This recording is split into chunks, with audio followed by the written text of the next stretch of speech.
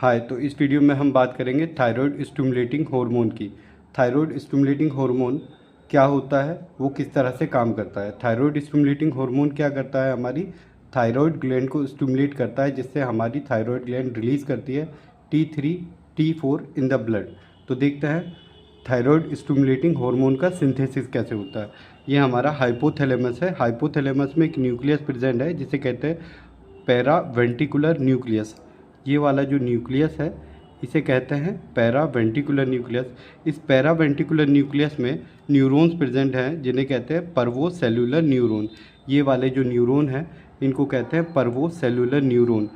इन neuron के पास receptor present होते हैं जो कि हमारे ब्लड के अंदर प्रेजेंट T3 के लेवल को मेज़र करते हैं। जैसे ही हमारे ब्लड में या बॉडी में हमारे T3 का लेवल डाउन होगा या कम होगा तो ये हमारे पर्वोसेल्युलर न्यूरॉन को स्टिमुलेट करेंगे, जिससे हमारा ये पर्वोसेल्युलर न्यूरॉन एक हार्मोन रिलीज़ करेगा जिसे कहते हैं हम थायरोट्रोपिन रिलीजिंग हार्मोन। ये थायरोट्रोपिन रिलीजिंग हार्मोन कौन रिलीज़ करता है, हमारा हाइपोथैलेमस। ये थायरोट्रोपिन रिलीजिंग हार्मोन हमारी एंटीरियर पिट्यूटरी पे जाएगा और यहाँ पे सेल प्रेजेंट होते हैं जिन्हें कहते हैं हम अपना थायरोट्रॉप्स।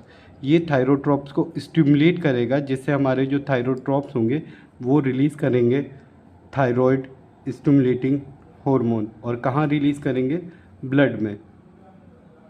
ये थायराइड स्टिमुलेटिंग हार्मोन ब्लड के थ्रू कहाँ पहुँचेंगे, थायराइड ग्लैंड में। और थायराइड ग्लैंड में हमारे कहाँ पे एक्ट करेंगे, ये हमारे फॉलिकुलर सेल में एक्ट करेंगे। कहाँ पे, फॉलिकुलर सेल में। ठीक है, तो हाइपोथैलेमस क्या रिलीज़ करता है, थायरोट्रोपिन रिलीजिंग हार्मोन। ये थायरोट्रोपिन रिलीजिंग हार्मोन कौन रिलीज़ करता है, पर्वोसेल्युलर न्यूक्लियस।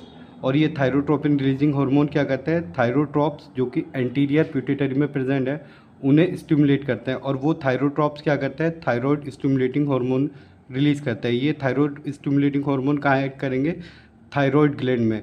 वहाँ तक कैसे जाएंगे, ब्लड के थ्रू। और वहाँ पे किस पे एक्ट करेंगे, follicular cell of thyroid gland. और ये फॉलिकुलर सेल क्या रिलीज़ करेंगे, अपना T3 और T4 in blood. Thank you. Hi, इस वीडियो में हम बात करेंगे थायराइड हार्मोन के सिंथेसिस के बारे में। थायराइड हार्मोन 7 स्टेप में सिंथेसिस होता है। 1 बाय 1 करके हम एक एक स्टेप को इसमें देखेंगे। सबसे पहले स्टेप में क्या होगा, ब्लड के अंदर आयोडाइड प्रेजेंट होता है। क्या प्रेजेंट होता है, आयोडाइड, नॉट आयोडीन। सो हमारा जो फॉलिकुलर सेल होता है इसमें 2 चैनल होते हैं। इस चैनल को कहते हैं सोडियम आयोडीन सिम्पोर्टर और दूसरे चैनल को कहते हैं पेंड्रिन चैनल। ये सोडियम आयोडीन सिम्पोर्टर चैनल क्या करता है, एक्टिवली आयोडीन को ब्लड से फॉलिकुलर सेल में ट्रांसपोर्ट करते हैं। और ये पेंड्रिन चैनल क्या होते हैं, हमारे पेंड्रिन चैनल आयोडाइड को फॉलिकुलर सेल से कोलाइड में ट्रांसफ़र करते हैं। इस स्टेप को क्या कहते हैं, हम सिर्फ इस स्टेप को आयोडीन टैपिंग। उसके बाद होता है हमारा सेकंड स्टेप, ऑर्गेनिफिकेशन। हमारे जो कोलाइड होता है उसके अंदर एक एंजाइम प्रेजेंट होता है जिसे कहते हैं थायराइड परऑक्सीडेज। ये थायराइड परऑक्सीडेज क्या करता है, आयोडाइड को आयोडीन में कन्वर्ट कर देता है। और ये होता है सेकंड स्टेप। इसके बाद होगा थर्ड स्टेप जिसमें होता है थायरोग्लोबिन का सिंथेसिस। हमारे ब्लड में थायरो स्टिमुलेटिंग हार्मोन होता है जो फॉलिकुलर सेल को स्टिमुलेट करता है, जिससे हमारा फॉलिकुलर सेल का न्यूक्लियस एक प्रोटीन फॉर्म करता है जिसको हम क्या कहते हैं, थायरोग्लोबुलिन। ठीक है, और ये किसके थ्रू होगा, पहले न्यूक्लियस, फिर endoplasmic reticulum and then Golgi body. और प्रोड्यूस करेगा क्या, इस तरह ये एक प्रोटीन हो गया जिसे कहते हैं हम थायरोग्लोबुलिन। अब इसके बाद होगा ऑर्गेनिफिकेशन, मतलब फोर्थ स्टेप। ऑर्गेनिफिकेशन में क्या होगा, ये हमारा थायराइड परऑक्सीडेज, ये जो आयरन हमारा फॉर्म हुआ था इसको यहाँ पे बाइंड कर देगा। किससे बाइंड करेगा, ये थायरोग्लोबुलिन से। अगर इसने हमारे थायरोग्लोबुलिन में ये क्या है, टायरोसिन मॉलिक्यूल, अगर इसने हमारे टायरोसिन मॉलिक्यूल से एक आयोडीन बाइंड किया तो ये बन गया मोनोआइडोटायरोसिन।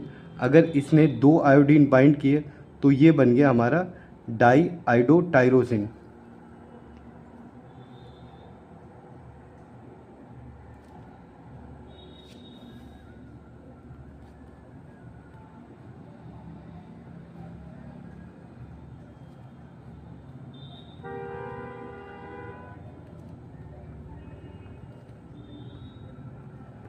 अब हमारे होती है पांचवी रिएक्शन, जिसको कहते हैं कपलिंग रिएक्शन। तो कपलिंग रिएक्शन में क्या होता है, हमारा T3 और T4 बनता है।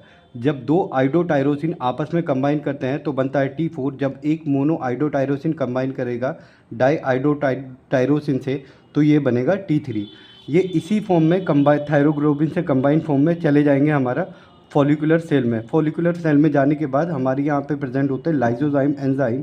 ये लाइजोजाइम क्या करेंगे, हमारे थायरोग्लोबुलिन से इन सबको रिमूव कर देंगे।